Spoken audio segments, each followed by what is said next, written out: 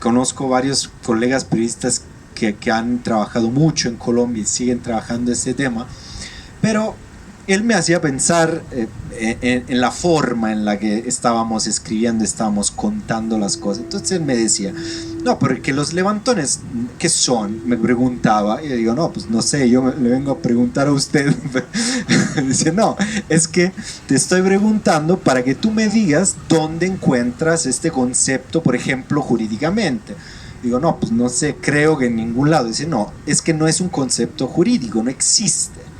Ese concepto lo han creado probablemente a algún genio de las instituciones y luego se ha difundido como un virus por parte de los periodistas y luego en la población.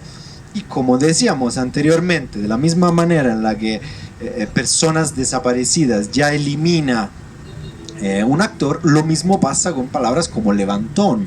¿Qué es un levantón? Y siempre Pep Vélez me decía, pues cuando uno dice esto, y me lo decía en 2011, cuando uno dice esto, se piensa automáticamente a un arreglo de cuentas, ¿no? Él decía, malos contra los malos que tienen algo que resolver, y entonces ahí está un levantón, en el cual se insinúa, aunque no se diga, la idea de que tanto el secuestrador como el secuestrado, el desaparecido, conviven en un mismo contexto en el cual pues, básicamente ambos tienen algo que no está bien, ¿no? Entonces, esto es el campo semántico en el cual se coloca esta palabra levantón.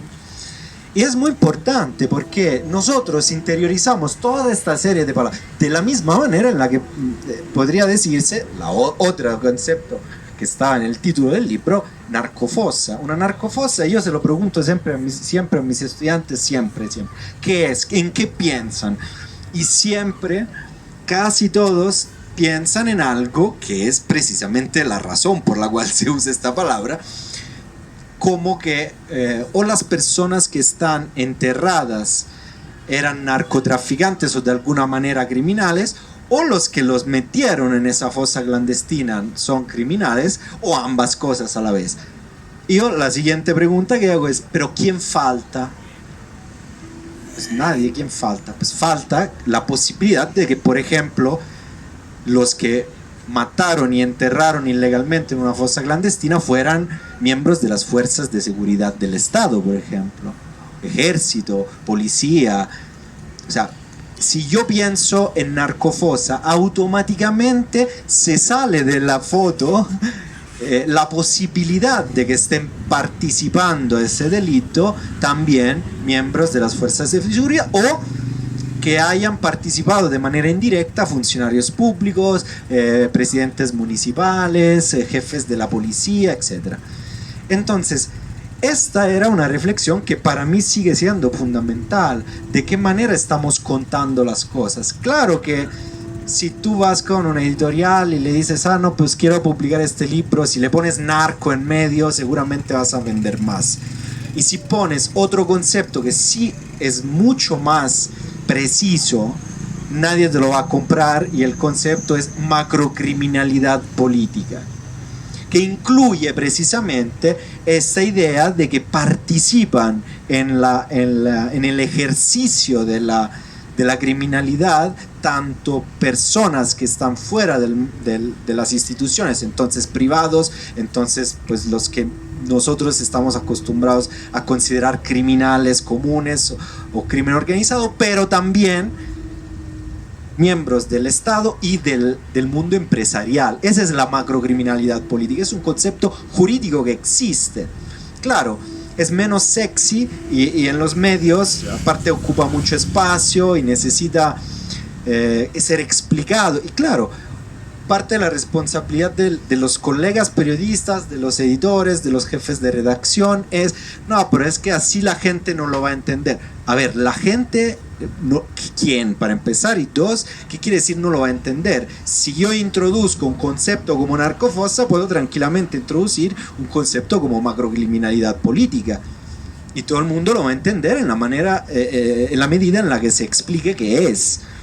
Entonces, usar este tipo de narración en realidad más bien tiene como siempre una lógica y una función. Entonces, a lo mejor otra vez, yo conozco infinidad de colegas no particularmente brillantes que no se ponen el problema y utilizan, no solo utilizan, sino relatan de la realidad de manera superficial, porque está lleno el mundo de personas brillantes y de personas menos brillantes, y en el periodismo la mayoría son menos, bueno, no es cierto, igual que en cualquier otra categoría, pero el punto ahí es que no, otra vez, no necesariamente saben qué es lo que dicen, saben de qué es lo que escriben. El punto es que son premiados al escribir estupideces o al escribir imprecisiones que son funcionales. Entonces, el periodista, el individuo periodista puede no saber todas estas cosas que estamos diciendo hoy. Es grave que no lo sepa, pero puede no saberlo, y entonces esto de alguna manera hace que su responsabilidad sea relativamente menor.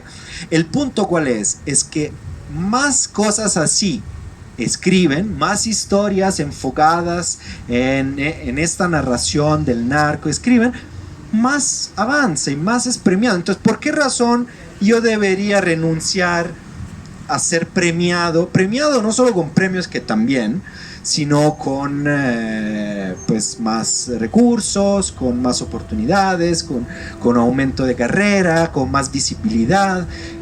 Y esto, claro, que todo el mundo pues le gusta, ¿no?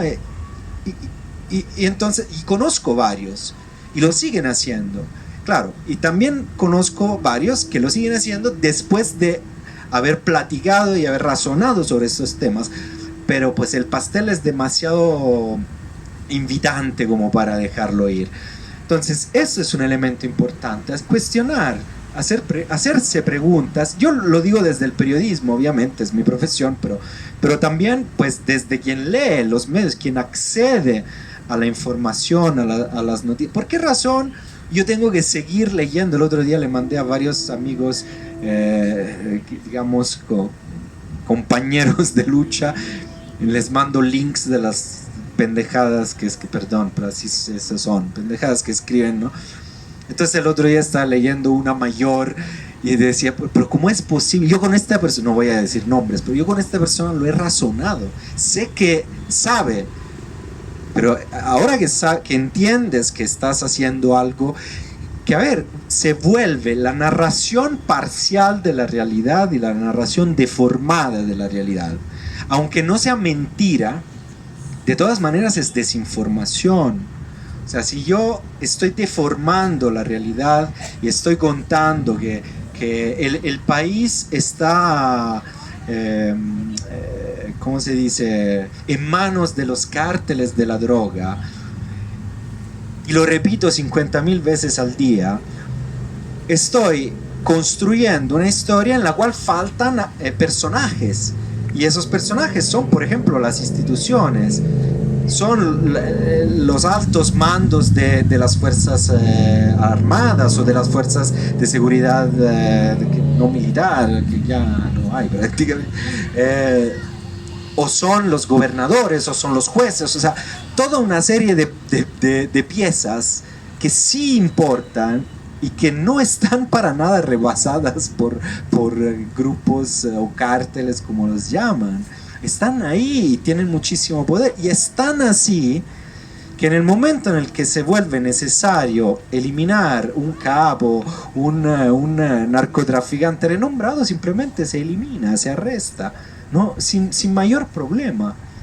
¿Y esto qué significa?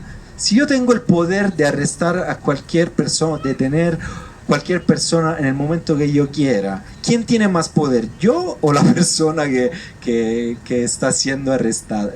Entonces también se construye una mitología, pero otra vez, esto tampoco lo digo yo, esto lo escribió Luis Astorga hace décadas, la mitología del narcotraficante, lo escribió Osvaldo Zavala hace algunos años, o sea, mucha gente ha razonado sobre estos temas y están ahí. Entonces, para concluir y pasar otra vez la pelota, porque soy muy futbolero, aunque tú no, pero la pelota, Héctor. Creo que por un lado hay también una exigencia de más profesionalidad y más seriedad, que no quiere decir ser aburrido y no reír. La seriedad quiere decir rigor periodístico en los profesionistas, pero también de nuestra parte atención, qué es lo que estamos recibiendo, qué es lo que estamos leyendo y qué es lo que estamos de alguna manera avalando a través de nuestra postura y de nuestra discursividad. Y pues ya. Así me gusta el fútbol.